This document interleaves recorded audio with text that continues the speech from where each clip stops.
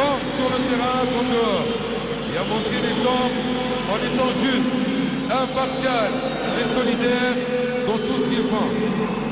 Joignons-nous aux capitaines des équipes dans leur engagement en faveur du quartier.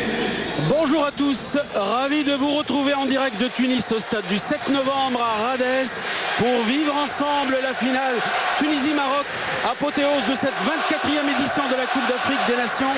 Avec moi Charles Bietri, Philippe Seguin, notre invité, et au micro à chef Elia Nervo. Charles, êtes-vous d'accord pour dire d'entrée de jeu que cette finale inédite va opposer non pas les deux meilleures équipes d'Afrique, mais les deux meilleures formations de cette Coupe d'Afrique des Nations? Vous me répondrez peut-être tout à l'heure, car pour l'instant, les hymnes nationaux vont être entonnés après que M. Blatter eut serré la main des 22 acteurs. Ouais, je crois qu'on va entendre peut-être Ali Boumnigel d'abord faire une déclaration de fair play. Enfin, on va essayer d'entendre, parce qu'il y a 60 000 spectateurs extrêmement bruyants, enthousiastes, qui eux aussi ont envie de vivre une très très grande après-midi de foot, où sera concerné bien évidemment Ali Boumnigel, que vous voyez plein cadre à l'écran, qui attend le top de départ. Ça, je ne sais pas si ça ne va pas nuire à sa concentration, cette petite cérémonie. Avant, il n'est pas tout seul. On voit Regragui maintenant, le défenseur droit, milieu de terrain droit, défenseur droit. On va voir la composition des équipes tout à l'heure. Alors c'est la déclaration de fair play par le speaker actuellement et les capitaines des deux équipes. C'est une cérémonie protocolaire traditionnelle propre à une finale continentale. Quelques minutes auparavant, Sepp Blatter avait salué les deux équipes, accompagné du président Ben Ammar et Issa Hayatou. Les hymnes.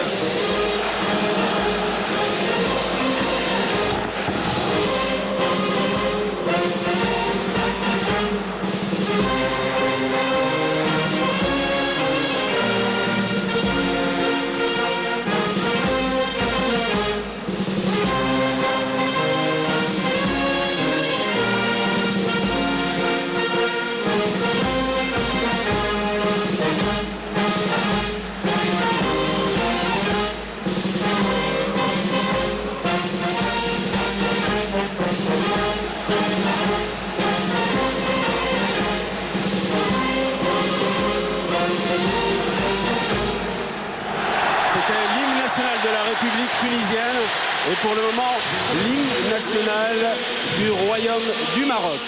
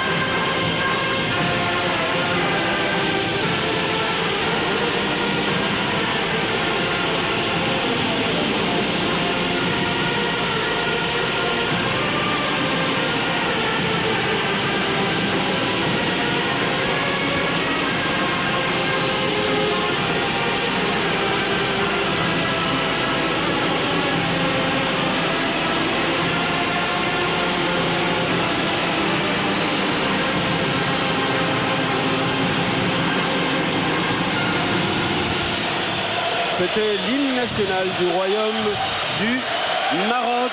La rencontre Tunisie-Maroc, comptant donc pour la finale de cette 24e édition de la Coupe d'Afrique des Nations, sera arbitrée par monsieur Ndoye Fala du Sénégal, pendant que vous voyez devant vous s'afficher la composition d'équipe. Charles, je ne suis pas sûr que le positionnement soit le meilleur, hein.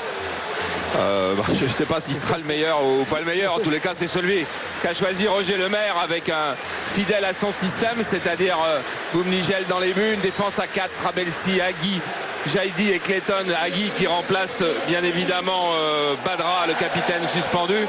3 milieux de terrain récupérateurs, Bouazizi, Nafti et Chadli qui prend la place de Mnari. Benachour en meneur de jeu, Jaziri et Santos en attaque. C'est à peu près ce qu'on peut faire de mieux. Du côté du Maroc, c'est aussi en tous les cas les meilleures individualités, avec une équipe qui va retrouver son 3-5-2, enfin qu'on aménagera, on détaillera ça tout à l'heure. Oui. Une défense centrale, Wadou, Neibet, El Karkouri. Un homme de couloir à droite, Regragui. Un homme de couloir à gauche, Roumani. 3 milieux de terrain récupérateurs, Kissi, Safri et Mokhtari. Et 2 attaquants, Chamak en pointe, autour duquel va tourner le remarquable Hadji, qui a d'ailleurs été élu dans le 11 de la CAN, le 11 des meilleurs joueurs. Alors que M. Sepp Blatter salue le banc des remplaçants. Philippe Seguin, vous avez déjà vécu avec nous un quart de finale ici même. À quel match peut-on assister cet après-midi? Écoutez, on a un stade magnifique, un temps radieux, vous l'avez dit, un public enthousiaste, mais vraisemblablement un match serré, un match tendu en perspective.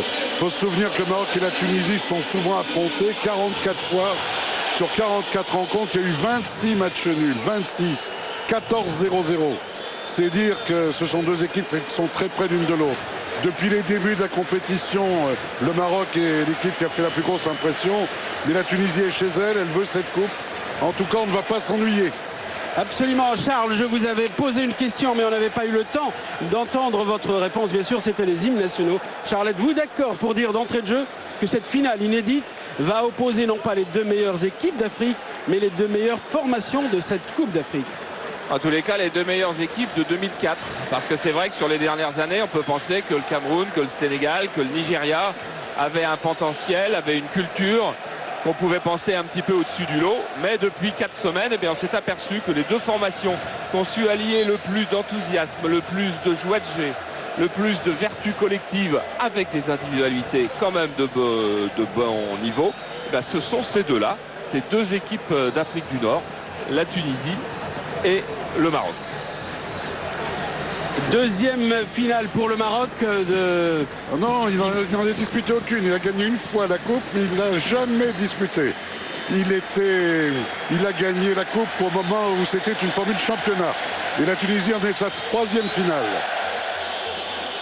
Alors que le coup d'envoi vient d'être donné par l'arbitre sénégalais, Monsieur Ndoye Fala. C'est sa toute première finale continentale.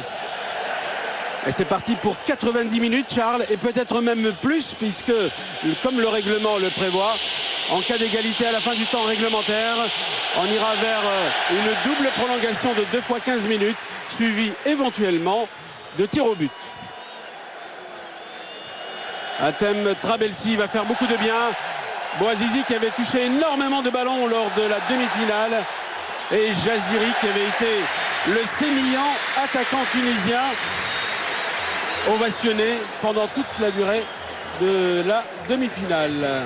Jaziri, oh, c'est bien fait. Il a pivoté sur lui-même. Et l'expérience de Naïvet.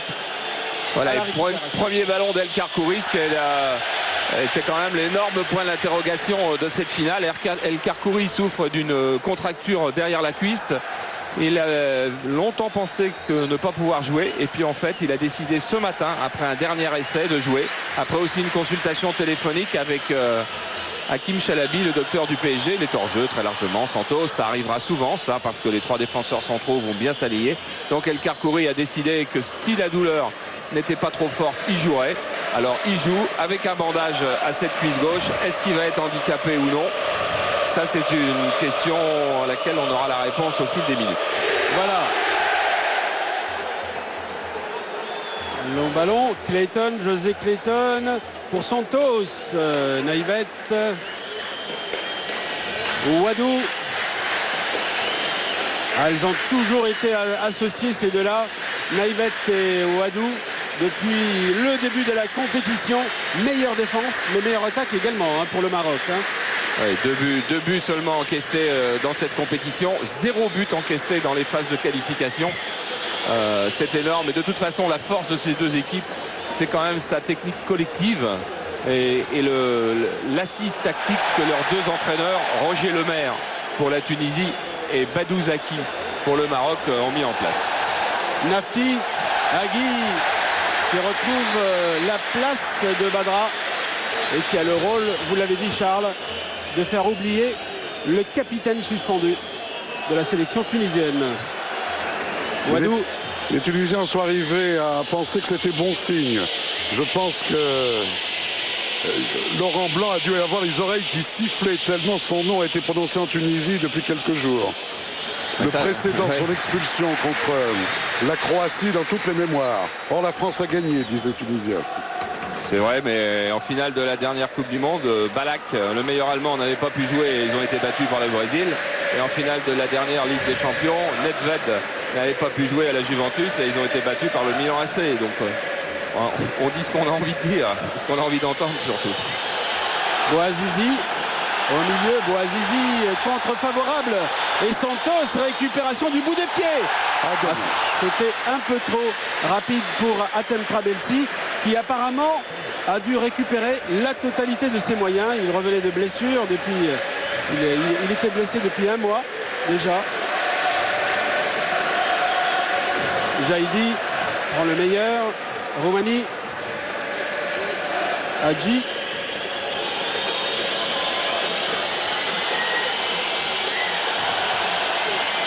Nafti au milieu du terrain. Santos qui permute très vite avec Jaziri. Le ballon pour Clayton. Oh, qui essaye tout seul. Oh, le tir de José Clayton tout seul alors qu'on attendait un centre en retrait. Ah, mais José Clayton est un garçon qui a une excellente technique. Hein. Souvenez-vous, c'est un Brésilien naturalisé depuis 98. Et ils vont mettre du rythme les Tunisiens. C'est reparti tout de suite. C'est reparti avec Chadli qui avait récupéré en 2 temps. Nafti qui remet ça. Et le but de Santos. Le but de Santos alors qu'on joue à peine la 4e minute. Oh Charles, c'est allé très très vite. Et la pression exercée par les Tunisiens a été terrible pour les 4 premières minutes. Oui, Roger Lemaire avait demandé dans sa causerie de ce matin de mettre un peu de rythme, un peu de vitesse le plus vite possible parce qu'on pense que cette défense marocaine est quand même un petit peu lourde. Parce que regardez, sur cette balle redressée par Nafti, il y a un joueur, c'est Santos, au milieu de 3 verts. Et sur ces 3 verts, il n'y a pas les 3 défenseurs centraux qui auraient dû être là et qui ne sont pas replacés. Il y a seulement le 2, Regragui, qui est l'homme du couloir droit, qui se trouve là entre 2 attaquants tunisiens. Il y a une énorme faute de remplacement de cette défense. Mais tous ceux qui ont vu jouer les Marocains, tous les entraîneurs savent que Ouadou, Neybet, El Karkouri, c'est un trio défensif très solide, mais dont la lenteur est le défaut majeur. Et les Tunisiens viennent de l'exploiter.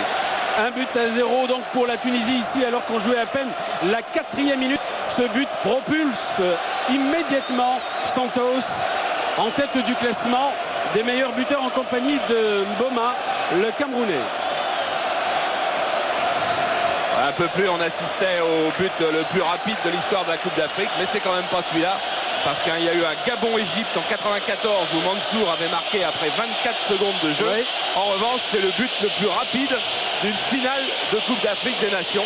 4 minutes de jeu et but de Santos, brésilien naturalisé 15 jours avant le début de la Coupe d'Afrique des Nations et qui n'avait fait qu'un match amical avant le début de cette épreuve. Bonne initiative, je dirais, des dirigeants tunisiens et beaucoup de pouces à leur sélection. Et c'est reparti là-bas sur le côté droit avec Safri. Hadji qui est venu se mêler de la bagarre. José Clayton qui aura été à l'origine de ce but avec la pression exercée et son tir terrible du pied gauche.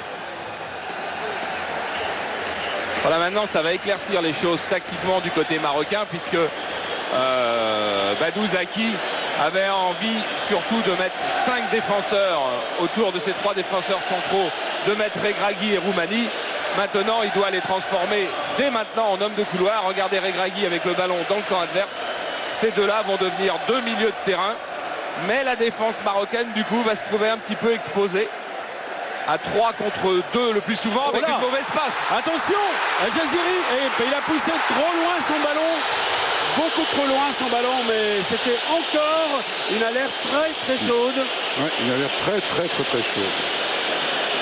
Ah oui, ce trio de défenseurs centraux ne donne pas tous les gages de sécurité, et on le savait parce que face aux deux lutins, Jaziri et Santos, dont la vitesse, dont la spontanéité, dont la ruse est l'arme principale, ils ne sont pas armés très exactement pour ça. Ils ont énormément d'expérience tous les trois, beaucoup de qualité défensive, mais pas la vitesse d'intervention. Lafti, et ça va vite. Benachour.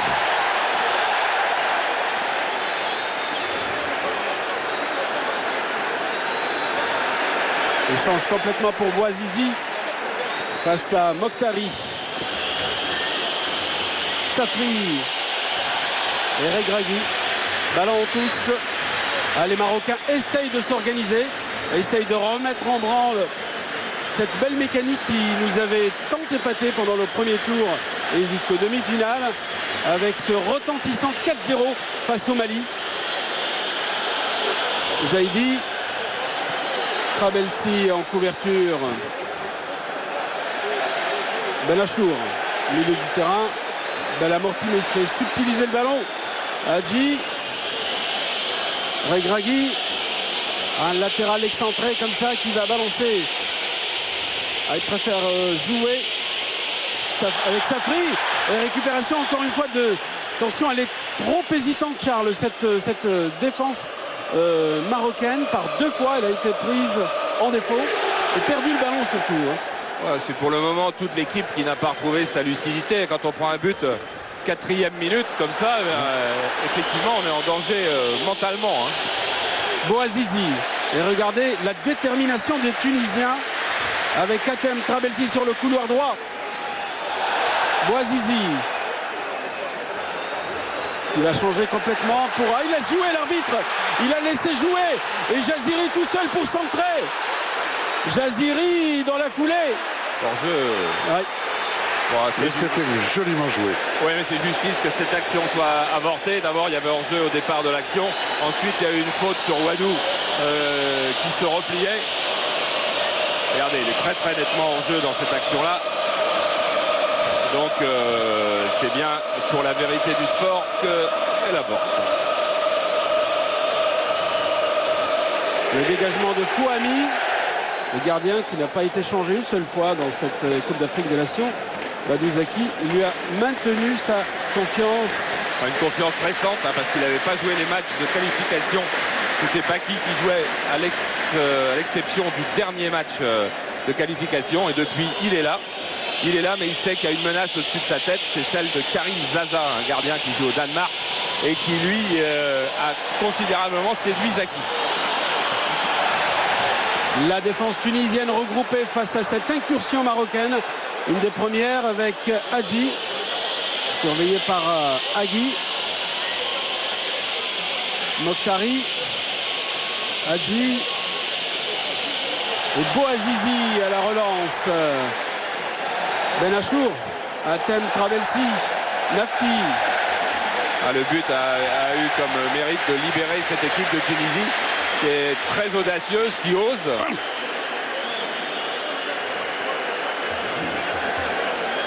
Philippe, vous vous attendiez à un tir de Clayton. Absolument, oui. Trabelsi, Mokhtari, Hadji, derrière Chamakh qui n'a pas touché beaucoup de ballons pour le moment. L'attaquant des Girondins de Bordeaux. Voilà, il faute sur Hadji. Vous voyez en gros plan Hadji qui est le frère cadet de Moustapha Hadji. Énorme vedette marocaine qui jouait à Aston Villa et qui vient d'être prêtée à l'Espagnol de Barcelone. 59 000 spectateurs exactement, on va dire 60 000 suivent cette finale au stade de Rades. Eh bien, elle oppose aussi deux pays candidats à l'organisation de la Coupe du Monde, ne l'oublions pas. Et je pense que du côté de l'organisation, la Tunisie a probablement marqué quelques points. Bon, ça va être très difficile, Philippe. Quand on fait le tour des 23 votants pour la candidature à la Coupe du Monde, la Tunisie qui s'est associée à la Libye voit ses chances considérablement réduites. alors que le Maroc, effectivement, en étant arrivé en finale, devient l'énorme outsider face à l'Afrique du Sud, qui il y a encore 4 ou 5 mois était le grand favori. Et le Maroc maintenant a bien remonté ses chances. Enfin, la Tunisie elle a au moins apporté la preuve qu'elle savait organiser une compétition. C'est vrai. Et c'est reparti cette fois-ci avec Youssef Safri. Safri qui perd le ballon. Jaziri le perd aussi à son tour. Et Roumanie maintenant à la relance sur le flanc gauche. Safri. Bon, rien n'est joué pour les Tunisiens encore, évidemment, puisqu'il y a 13 minutes de jeu, mais surtout cette équipe du Maroc petit à petit va retrouver ses facultés mentales et alors va remettre en place un jeu collectif. Ça va devenir peut-être plus compliqué pour les Tunisiens au fil des minutes. Et puis n'oublions pas que les Algériens aussi menaient contre les Marocains. Et les Marocains avaient réussi à égaliser à 2 ou 3 minutes de la fin pour finalement l'emporter en prolongation. Quand on a une défense comme ça avec des joueurs comme Naïbet, El Karkouri qui ne sont pas tout à fait des gamins, c'est un petit peu comme un diesel. Ça met un petit peu de temps à se mettre en jambes, ce genre d'équipe. C'est vrai que le match que vous citez, Charles, le Maroc-Algérie était quasiment match perdu puisqu'à 2 minutes, l'Algérie était propulsée en demi-finale. Et le Maroc a réussi à revenir, à égaliser d'abord et à prendre l'avantage. Ouais, c'est une bonne occasion d'évoquer les Algériens parce que dans cette finale 100% maghrébine, on peut pas. Attention à Santos. Santos tout seul. Et Fouami, alors qu'il était bien avancé, Fouami, il a pas tenté le lob parce qu'il s'attendait pas au rebond du ballon. Regardez, l'ouverture est absolument parfaite. Le rebond est dans la course de Santos qui doit lober du pied gauche. C'est ce qu'il cherche à faire de l'intérieur du pied gauche. Et le ballon monte pas. Il n'a pas pris suffisamment de concentration au moment de l'appui, au moment de la frappe. Attention, dans une finale, on ne retrouve pas toujours autant d'occasions. C'est pas toujours un France-Brésil où Guy Varche avait eu beaucoup d'occasions. Et la France s'en était quand même sortie en gagnant 3-0. Là, je ne crois pas que le score sera très très élevé. Mais il n'empêche qu'il faut resserrer le marquage sur Santos et sur Jaziri. C'est une évidence pour les Marocains. Wadou et Regragui associés à Wadou pour barrer la route à ces deux diables. Deux attaquants de poche, Santos et Jaziri. Fouami pour Naïbet.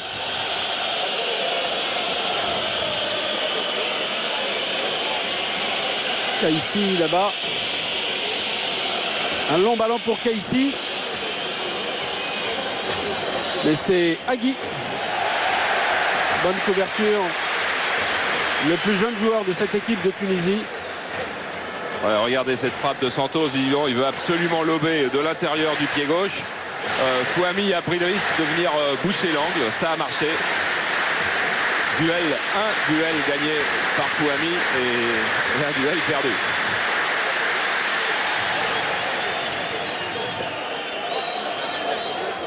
Ouada,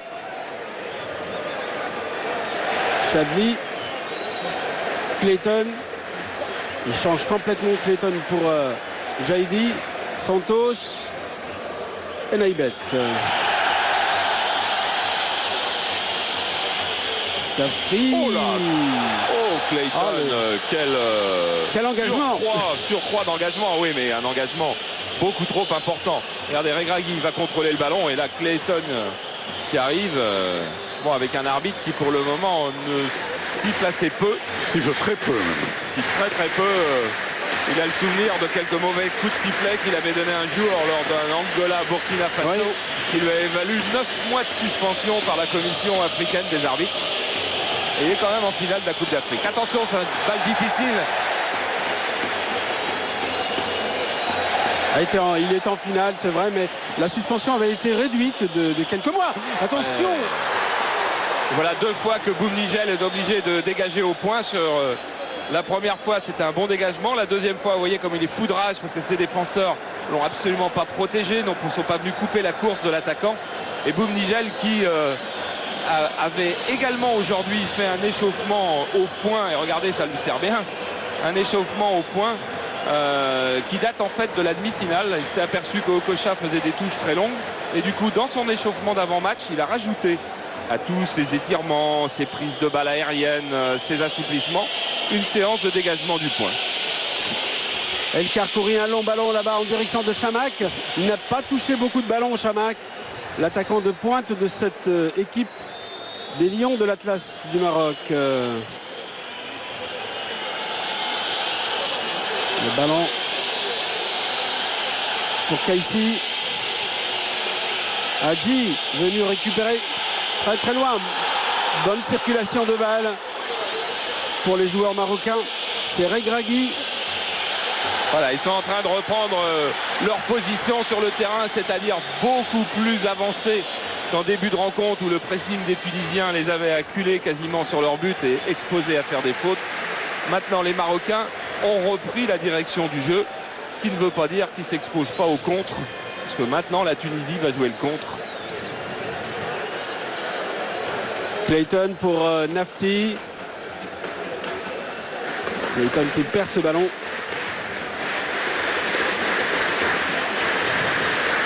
Clayton qui quittera sans doute l'espérance de Tunis en fin de saison. Et peut-être pour aller au Qatar. Benachour pour Hatem, mais c'est un peu trop court. Mais le joueur de l'Ajax Amsterdam récupère ce ballon pour Nafti au milieu du terrain. Chadli. Chadli toujours avec Kaissi. Santos. Bonne couverture de Santos. De Trabelsi. On laisse jouer, c'est Jaziri tout en position. Délié droit. Oh que c'est bien fait ça. C'était remarquable. Chadli qui s'est retrouvé de nouveau avec une balle de but. Encore un débordement. On contourne facilement cette défense. Et regardez le marquage derrière. C'est bien joli de jouer à 3 derrière. Quand on joue à 3 derrière, c'est l'éternel problème. Le marquage est beaucoup plus difficile à réaliser. Et Regragui se retrouve exactement comme sur le but, à 1 contre 2, entre les deux joueurs tunisiens. Il choisit la frappe en demi-volée, Chadli. Chadli assez malheureux, hein. Le dernier Tunisie-Maroc qu'il a joué en amical au mois d'octobre. Les deux équipes ont fait match nul 0-0 ici même.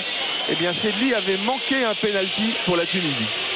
Et Chadli n'est pas titulaire dans son club, le FC Sochaux. Bouazizi. Nafti. Naïbet qui s'engage cette fois-ci. Le capitaine des Lions. Ici. Regragui. Ici. Hadji plutôt. Bouazizi. Roumanie. El Karkouri. Et qui change complètement là-bas pour Regragui. Il s'appuie sur Hadji qui vient participer à l'élaboration du football au milieu du terrain. Ici, Naïbet. Ah oui, c'est bien fait ça. Joué, dit l'arbitre. Ballon perdu par le capitaine du Maroc et récupération par Jaziri sur le flanc droit. Il est tout seul, Santos. Et anticipation de la défense marocaine. Nafti, Clayton. Chadli qui change complètement de côté au profit de Trabelsi. Benachour. Jaziri. Benachour. C'est bien fait encore. Les appuis des 1-2 fonctionnent pour le moment. Trabelsi. Obstruction. Il y a faute et attention à la simulation. Carton. Non, mais c'est pas simulation, c'est faute. C'est faute. C'est carton quand même extrêmement sévère. Ah oui. Extrêmement sévère pour Roumanie. Regardez, Trabelsi qui va s'en aller. Et Roumanie qui ne fait pas un geste particulier pour aller faire obstruction. Il fait obstruction, on veut bien dire, on veut bien être d'accord. De là à prendre un carton, c'est beaucoup. Et le problème du carton, c'est pas les suspensions prochaines, on s'en moque, il n'y aura pas de suspension prochaine. Le problème, quand on a un carton et qu'on joue seulement depuis 22 minutes, ben, c'est qu'il reste plus d'une heure. Attention, ça joue vite avec Benachour. Oui, c'est allé très vite. C'est pas sifflé. C'est pas sifflé.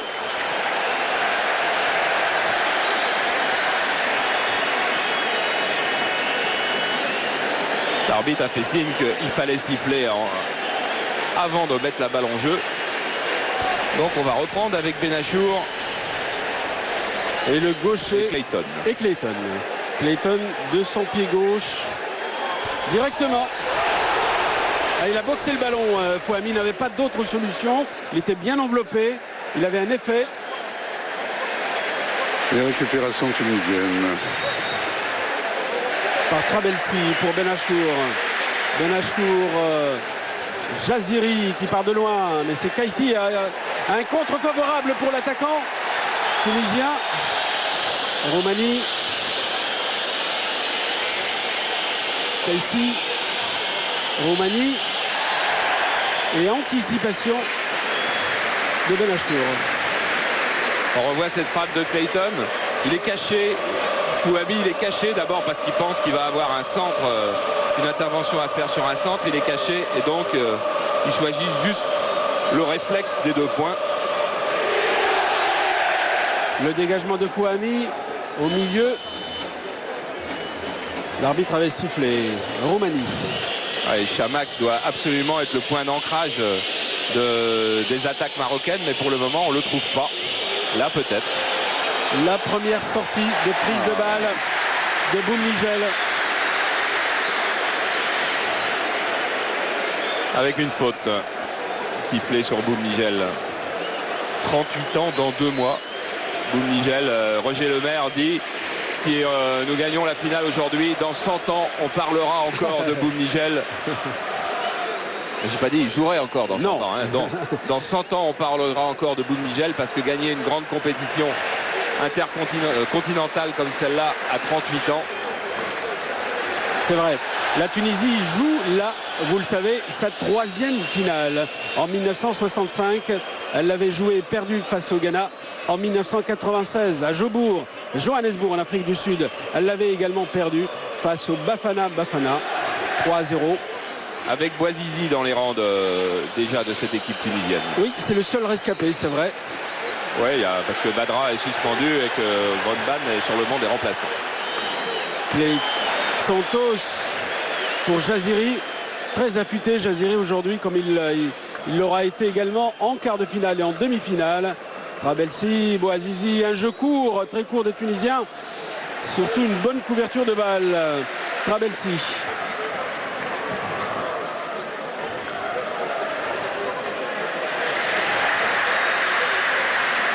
C'est Roumanie qui a dégagé ce ballon. Ah, il est venu se bagarrer, Chamakh. Il est venu prêter main forte. Il n'a pas touché beaucoup de ballons. Non, ça prouve qu'il est en train de s'énerver dans son coin. Ce jeune garçon qui a 20 ans, qui est le grand espoir des Girondins de Bordeaux, un club français de bonne réputation. Il est en train de s'énerver et il revient chercher les ballons. C'est pas forcément la bonne solution parce qu'on a besoin de lui en pivot devant. Allez, on essaye de s'organiser dans le camp marocain avec des ballons. Déjà, chercher la bonne application dans les passes, qui n'est pas le cas pour le moment. Hadji face à Trabelsi, mais il hérite d'un coup franc. Roumanie, joué rapidement pour Mokhtari. Kissi. Oh, il va tenter le tir et il n'est pas cadré. Ouais, il faut bien trouver un moyen de remettre son équipe dans le bon sens. Alors c'est aussi un tir de loin. Ça veut dire que maintenant le Maroc va être face au jeu, va regarder le ballon de Boumnigel, va se remettre en place. On a un petit peu besoin de tout ça du côté du Maroc. Kissi qui jouait au Kazan Rubin, un club russe qui vient de monter de 2e division en 1re division. Quand on parlera un petit peu de l'équipe du Maroc au fur et à mesure de ces retransmissions, on verra le nombre d'expatriés qui jouent dans cette équipe et surtout les clubs dans lesquels ils jouent, parce que c'est assez étonnant. Il y en a tout au travers de l'Europe. C'est aussi une des forces de Zaki d'être allé les chercher. Il les avait connus d'ailleurs. Il les avait connus quand il entraînait à Fès la plupart des jeunes. Sur l'équipe qui commence le match, ils sont 11 sur 11 à jouer à l'étranger apparemment. Oui, exact. Et il y a 3 Tunisiens dans l'équipe de départ qui jouent en Tunisie. C'est bien ça, Philippe. Un peu, oui. Et il y en a eu 5 assez régulièrement dans l'équipe de Roger Lemaire. Il n'y en a plus que 3 aujourd'hui parce que on a perdu Badra. On a perdu Badra et on a perdu Nari qui est sur le banc, qui rentrera en deuxième mi-temps. Et ça a été le cas dans à peu près toutes les équipes qui ont joué cette CAN, sauf la Tunisie, qui est de loin celle qui a fait le plus confiance aux joueurs jouant au pays. Le dégagement de Clayton au milieu du terrain, récupération de Chamakh qui couvre beaucoup de terrain maintenant. Hein. C'est vrai, Philippe, il vous a peut-être entendu, s'est énervé, touche pas beaucoup de ballons. Le tir, le deuxième tir marocain, l'œuvre de Hadji, non cadré toujours. Il était moins éloigné de la cage. Exact. Et on s'en rapproche alors qu'il y a un blessé à terre et c'est Hatem Trabelsi. Les Marocains surtout essayent de s'organiser. Hein. Oh, ça y est, ils ont réussi à peu près à s'organiser maintenant derrière. Au milieu, ça va beaucoup mieux. Même si Roumanie vient de prendre un bon savon de son coach parce qu'il était un petit peu loin. Et là, on revoit cette faute. Cette faute qui aurait pu mériter l'intervention de l'arbitre sur Trabelsi. Voilà ce genre de faute qui est très très très désagréable de ne pas voir siffler par un arbitre parce que Trabelsi peut maintenant être handicapé pour la suite de la rencontre pour un coup volontaire sur la cheville. Mais ça passe à pertes et profits. C'est pas pertes et profits, c'est ce genre de geste important qui peut changer un match.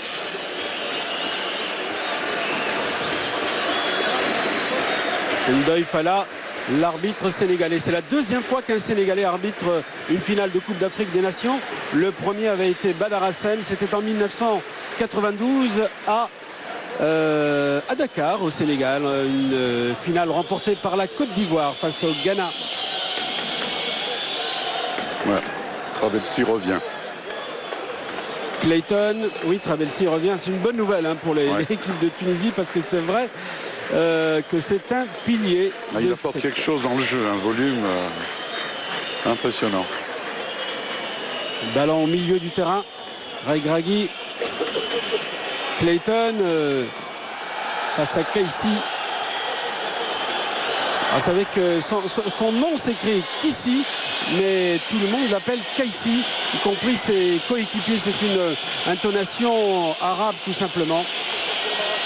Attention, ça c'est un bon coup franc. Chamakh est un redoutable joueur de tête qui a déjà marqué 2 fois dans le championnat de France cette saison. Et c'est le premier coup franc. Le ballon s'élève bien dans les airs. Oh, la faute peut-être réclamée en tous les cas par les Marocains. Sur les duels aériens, en l'absence de Badra, même si Agui et Jaïdi sont hauts, si toute la défense est haute, ils sont moins armés qu'ils ne l'étaient avec Badra. Le corner du Maroc. Et il ne reste plus que El Karkouri en couverture. Il passe pas ce ballon. 6 mètres dit le juge de touche. L'Ougandais, monsieur Ali Tomusongue. C'est un acte de foi. On va voir.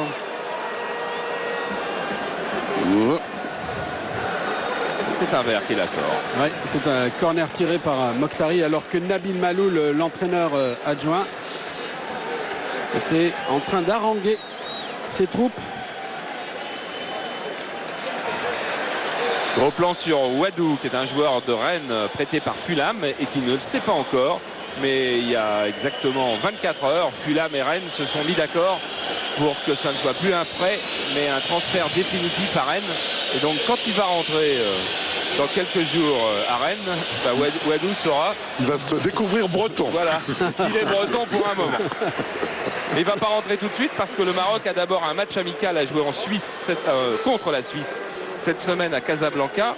Et puis à nos amis marocains qui nous écoutent, je peux vous annoncer qu'il va y avoir très vraisemblablement, c'est presque conclu, un Maroc-Brésil le 28 avril à Casablanca, qui sera une fête absolument énorme entre les champions du monde et pour le moment les finalistes de la Coupe d'Afrique des Nations, puisque pour le moment ils ne sont pas champions. Ah, ils ne sont pas champions. On est à la 32e minute et pour le moment le Maroc est mené 1-0 alors que le ballon est entre... le gros tac. C'est sifflé. Oui. Mais on va revenir et Naïbet va avoir des soucis avec l'arbitre, très vraisemblablement.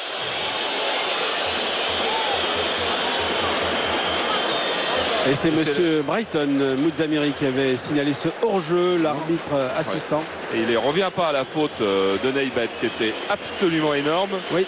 Mais il sanctionne Santos pour le hors-jeu.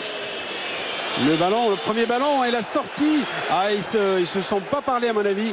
Boumnigel et Jaïdi. Santos à l'engagement marocain se fait de plus en plus net maintenant.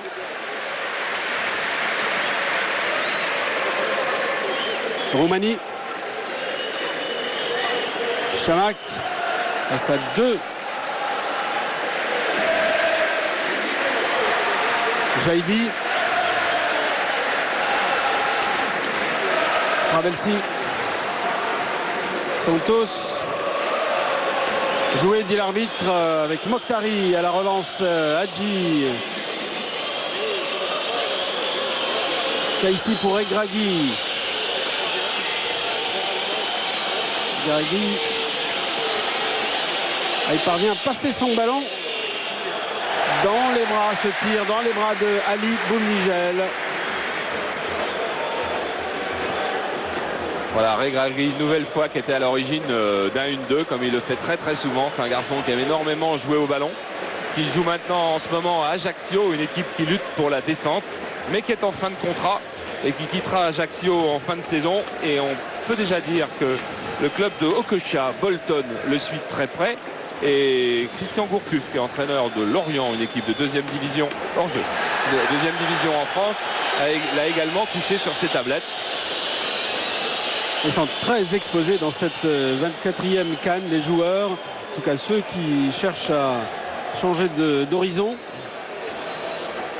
Il n'y en a plus beaucoup. Il y en a un, oui, l'avancante du Kenya, qui lui est l'objet de toutes les convoitises, mais c'est le joueur le plus demandé à la sortie de cette Coupe d'Afrique.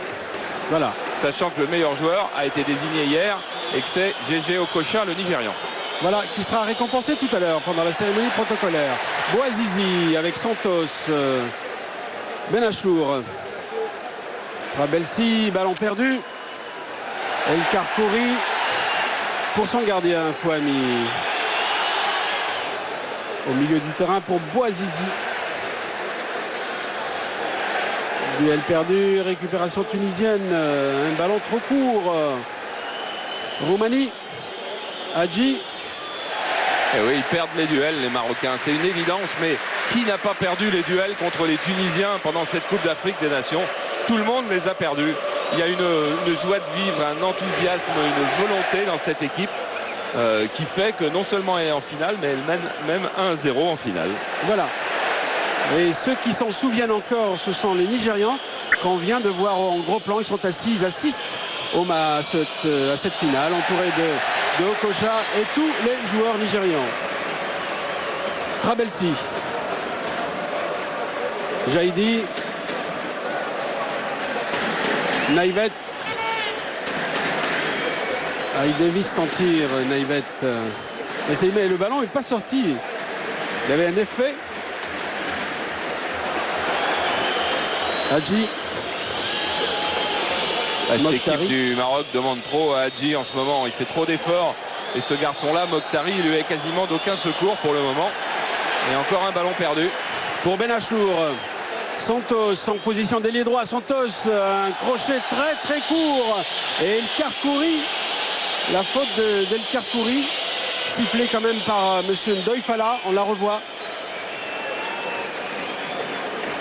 Qu'il ait touché ou qu'il n'ait pas touché Santos, il n'y a aucune raison de mettre en doute le fait que Santos se plaint. C'est pareil. Il y a intention de faire faute et donc le geste est répréhensible et doit être sanctionné.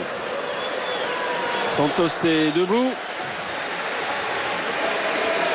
Alors qu'un joueur est au petit soin entre le médecin et Roger Lemaire qui en profite pour donner quelques recommandations. Non, Nabil Maloul, plutôt l'entraîneur adjoint.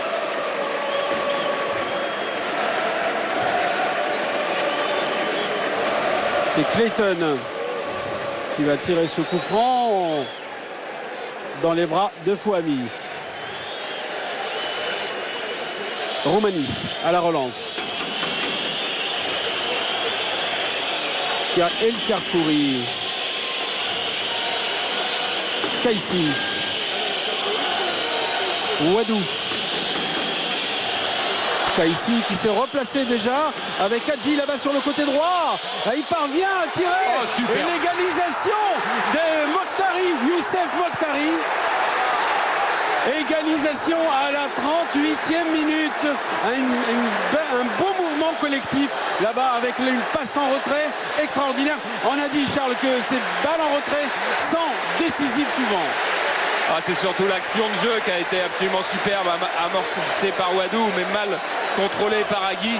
Et ensuite, on va retrouver le superbe Hadji qui donne un ballon absolument merveilleux. Et Mokhtari, qui avait été si malheureux dans la construction du jeu, une fois de plus, est très bon dans la finition. Il avait déjà marqué 2 fois. Et là, il se démarque superbement. Tous les défenseurs tunisiens sont attirés par Hadji. Ils vont un petit peu sur le ballon, je dirais un peu naïvement. Et du coup, Boum Nigel, effectivement, a plus la rage derrière. Clayton, l'abattement dans les filets. Et Youssef Mokhtari, qui joue en 2e division du championnat d'Allemagne, au Wacker Burghausen. C'est une petite ville à 100 km de Munich à peu près. Oui. Son équipe est classée 8e du championnat de 2e division en ce moment. Et bien le voilà qui marque un but en finale du championnat d'Europe des Nations. Lui qui ne parle qu'allemand. Oui, oui, Eliane. Je pense qu'il a dû avoir une explosion de joie au Maroc. Parce qu'il faut savoir que dans les 8 grandes villes de ce pays, il y a des écrans géants partout pour suivre cette finale. Et après ce but, je suis persuadé que les Marocains ont laissé éclater leur joie. C'est vrai, Eliane, vous faites bien de nous le rappeler. On va laisser passer cette action. Eliane qui intervient sur le bord de la piste avec nous, alors que le jeu... El Karkouri. Eliane, vous faites bien de nous le rappeler parce que à l'occasion de cette égalisation marocaine, un but partout ici, on a vu en gros plan bien sûr se déployer les centaines de banderoles marocaines, signe qu'il y a 8000 supporters sont arrivés par bateau, par charter, par avion, et également la communauté marocaine qui vit ici sereinement en Tunisie. Oui, hier, les avions avaient une moyenne de 2 heures de retard pour arriver à Tunis, compte tenu du véritable pont aérien qui s'était établi entre le Maroc et la Tunisie, pour transporter tous ces supporters.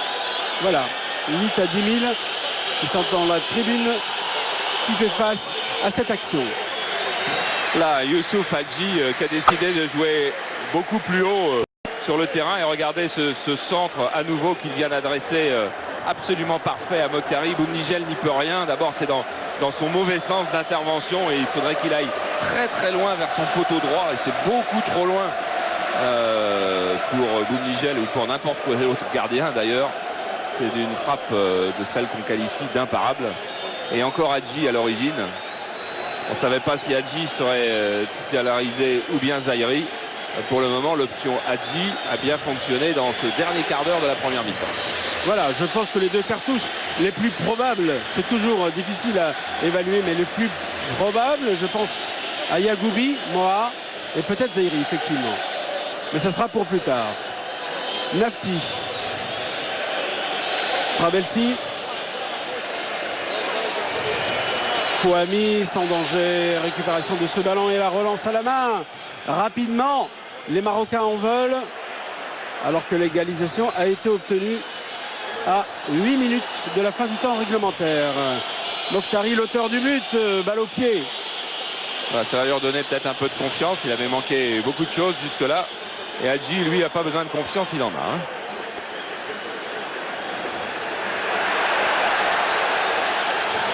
On voit plus que lui maintenant, Mokhtari. Ouais, c'est vrai qu'il touche beaucoup de ballons. Et même Chamakh qui était, c'est vrai, tout à l'heure, ouh, le boxing. Un petit coup de boxing de la balle de la part de Boum Nigel. Il ne s'attendait pas à ce tir surprise. Il n'y a plus que des verts pour le moment sur le terrain. Un surnombre marocain partout. Oui. Et Chamakh qui vient récupérer ce ballon. Une pression qui a suivi le but et même El Karkouri se permet un dribble.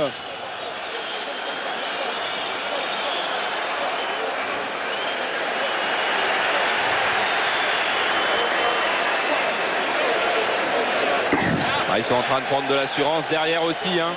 Le trio magique Ouadou, Naïbé, El Karkouri est en train de retrouver sa lucidité qui lui avait manqué en début de rencontre. Il faut dire que les deux avants de pointe tunisiens sont de plus en plus souvent isolés, avec les milieux qui sont très bas. Safri qui remet en retrait. Ça, c'est plus rare, hein. Un ballon comme ça pour son libéro et capitaine. Elle est sortie. 2 minutes pour le moment en temps réglementaire en attendant le panneau du 4e arbitre. Vous avez vu comme la frappe était spontanée, celle de Chamac, elle était très forte, elle était très violente. Et du coup, Boumnigel, il prend pas le risque de garder le ballon dans les mains. Il fait comme tout à l'heure Fouhami, il repousse des 2 points.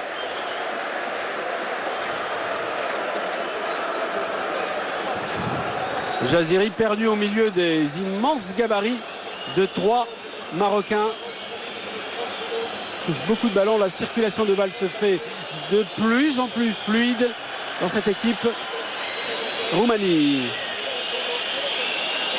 Et ils ont accéléré également le jeu. Safri il perd l'équilibre et récupération du ballon par Nafti. Ça va vite. Benachour, Roumanie avec les 2 pieds. Mais l'arbitre avait sifflé. Eliane, je ne serais pas étonné que Roger Lemaire fera jeter un coup d'œil sur le banc. Mais on voit dès maintenant des joueurs à l'échauffement parce que visiblement il va vouloir faire un changement tactique à la reprise. Oui, Charles, vous avez raison. Depuis quelques instants, donc 2 joueurs s'échauffent. Sans doute pour apporter du sang neuf et peut-être aussi au regard de la stratégie qui sera mise en place par Roger Lemaire pour la seconde mi-temps. Ballon pour Regragui. Sur cette touche, Mokhtari est précédé par Nafti. Santos, le surnombre marocain sur le porteur de la balle tunisienne. Oui, mais c'est la vitesse, il faut jouer très vite du côté tunisien. C'est maintenant, je dirais quasiment la seule arme pour les Tunisiens, c'est la vitesse, puisque les Marocains maintenant ont pris le contrôle du jeu.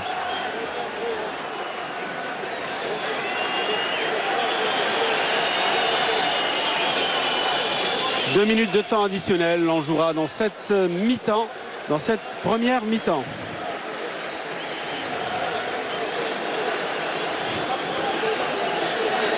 Oui. Saïdi Karim, le numéro 21 qui s'échauffe, en compagnie de Kaïs Godban, le numéro 10. C'est-à-dire un défenseur central et un milieu de terrain. Alors que Jaïdi, on est entré dans le temps additionnel, 2 minutes. Agui, Jaïdi. Rabelsi, Benachour. On a du mal à pénétrer, à casser ce rideau de fer marocain qui s'est installé maintenant en véritable citadelle.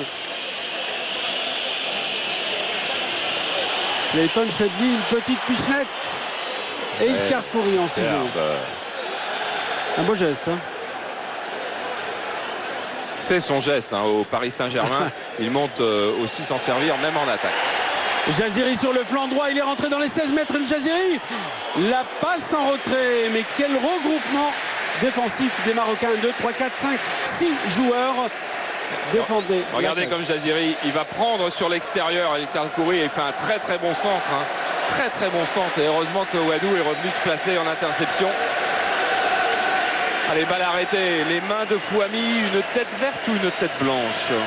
Et le corner de Clayton, bien tiré. Oh, c'était bien tiré, bien enveloppé au deuxième poteau. José Clayton, spécialiste. Il se plaint Fouhami, il se plaint, mais je crois bien que Agui a coupé devant lui. Ah oui, c'est au départ qu'il y a une faute sur lui, effectivement, parce qu'après, Fouhami est complètement perdu. Regardez, il est obligé de repousser Santos, qui est venu au contact avec lui, et après, il est perdu. Il y a 2 joueurs blancs, dont Agui, qui sont là avant lui et qui peuvent marquer de la tête relativement facilement. Voilà. Guy est 101m89, un but à 0. Un but à 0. Pourquoi je dis un but à 0? Un but partout.